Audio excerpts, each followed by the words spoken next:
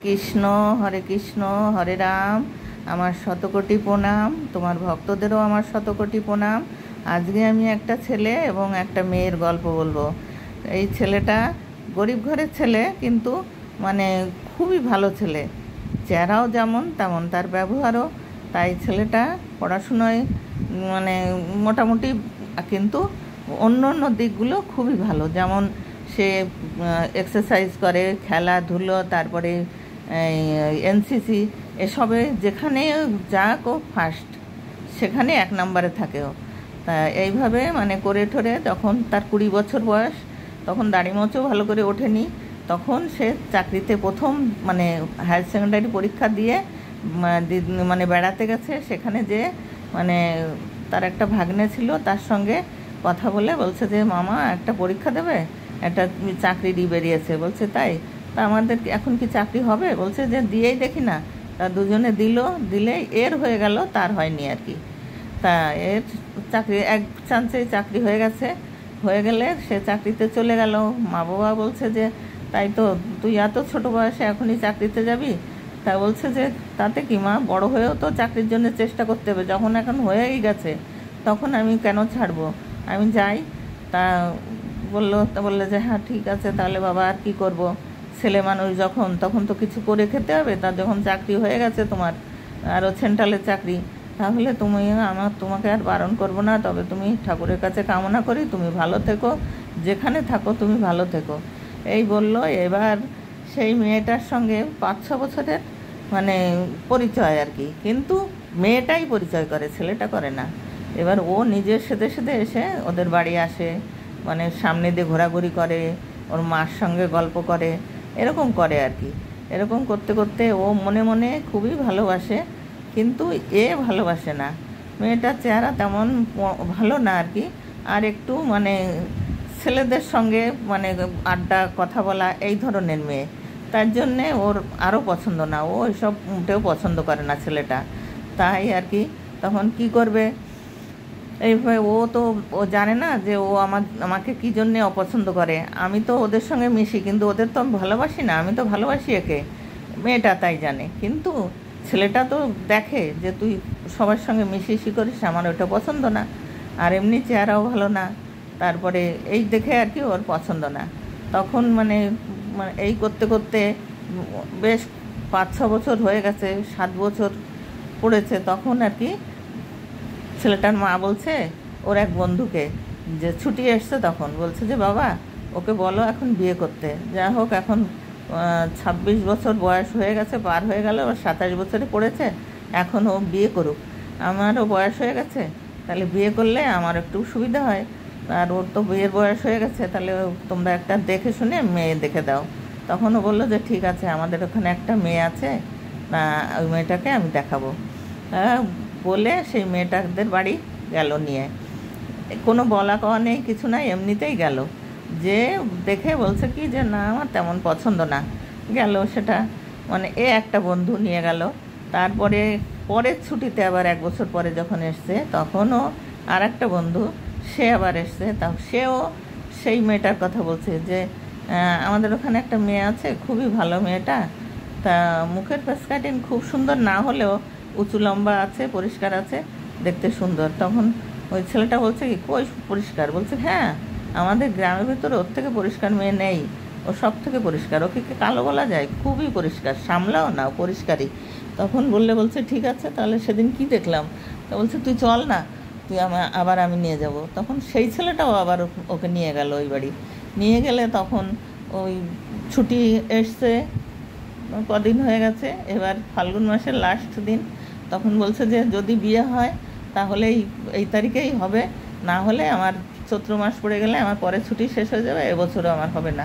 তাহলে যদি হয় তাহলে আমি কালকেই বিয়ে করব, তাহলে আমার বাবা মা আসবে কালকে, তা দেখে যদি পছন্দ করে তাহলে কালকেই হবে কথাবার্তা দিয়ে। তাই বললো ঠিক আছে।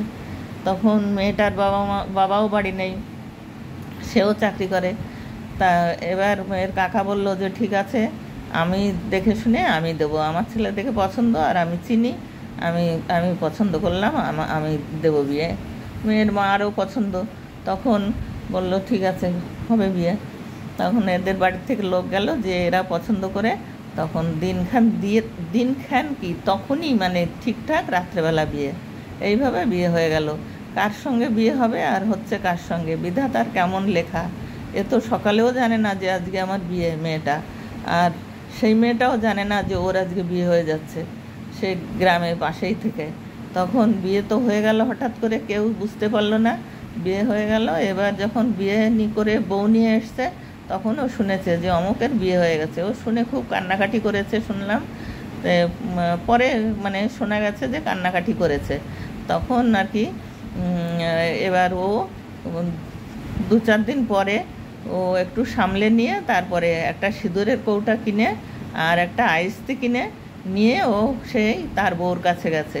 তার বউর কাছে যেয়ে বউর হাতে সিঁদুরের কৌটাটা দিয়ে আর আইস্তিটা তার হাতে ঢুকিয়ে দিয়ে বলছে, এটা আমার পাওনা ছিল, আমার আশা ছিল আমি পরবো, সেটা যখন হয়নি তখন এটা তুমিই পরো।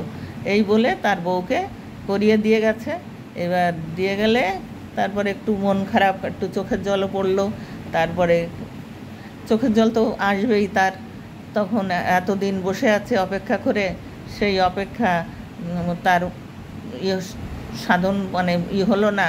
তখন এবার ছেলেটা বাজারে গেছিলো, ও চলে গেছে। তারপরে ছেলেটা এসছে বাড়ি, এসে বউয়ের হাতে দেখে যে ওই আইস্তি, নতুন আইস্তি, আর মানে টেবিলে পরে ওই সিঁদুরের কৌটাটা। বলছে এটা এখানে কেন, আর তোমার হাতে ওটা কেন?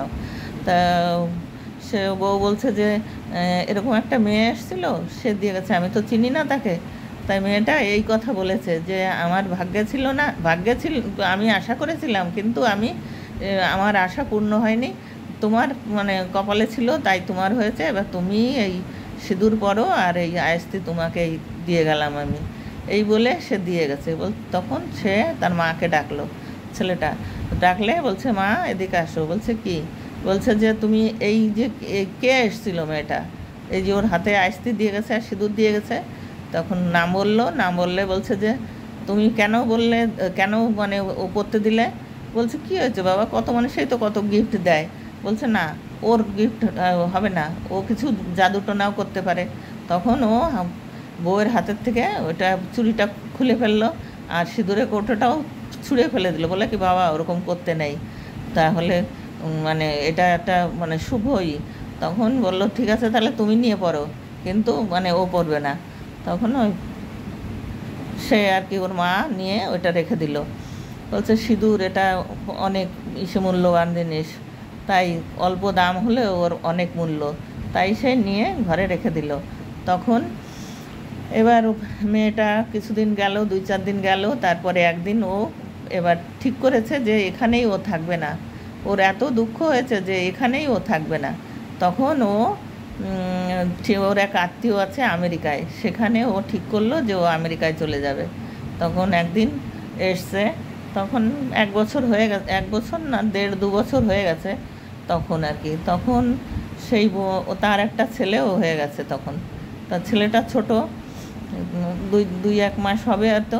তখন আর কি ও ছেলেটার কাছে এসে একটু কোলে নিল, নিয়ে আদর করলো, করে এখন তার বউকে বলছে যে তুমি সুখের সংসার করো, আমার ভাগ্যে নেই, আমি কি করব, আমার যার ভাগ্যে থাকে সেই মানে করে, তা আমি অনেক দূরে চলে যাব, আমি এখানে আর থাকবো না, আর এখানে আমি আসবো না। এই বলে মানে সে শুনলাম যে আমেরিকায় চলে গেছে। হ্যাঁ সত্যি আমেরিকায় গেছে সে, পরে শুনলাম আর কি। তখন আমেরিকায় গেছে। এবার ওইখানে যে যা হোক কাজ করতে করতে যা হোক একটা বিদেশি আমেরিকান ছেলের সঙ্গে তার বিয়ে হয়ে যায় আর কি। বিয়ে হলে তার বললাম তো তার বয়সটা একটু বেশি ছিল, তাই আর কি বয়সটা, তারপরে বিয়ে হতে হতে আর একটু বয়স হয়ে গেছে। মেয়েদের তো একটা বয়স আছে যে এই বয়সে বাচ্চা হয়, এই বয়সে হয় না, বয়স হয়ে গেলে। তখন ওর বয়সটা ঠিক ওরকমই হয়ে গেছিলো। তখন ওই মেয়ে আর বা অন্য কোনো দোষ থাকতে পারে, এই জন্যে তার আর কোনো বাচ্চা হয়নি। তারপরে ওরা একটা মেয়ে দত্তক নেয়, দত্তক নিয়ে সেই মেয়েটাকেই মানুষ করছে। তখন মানুষ করতে করতে মেয়েটাকে ভালোই আদর করে, এই করে।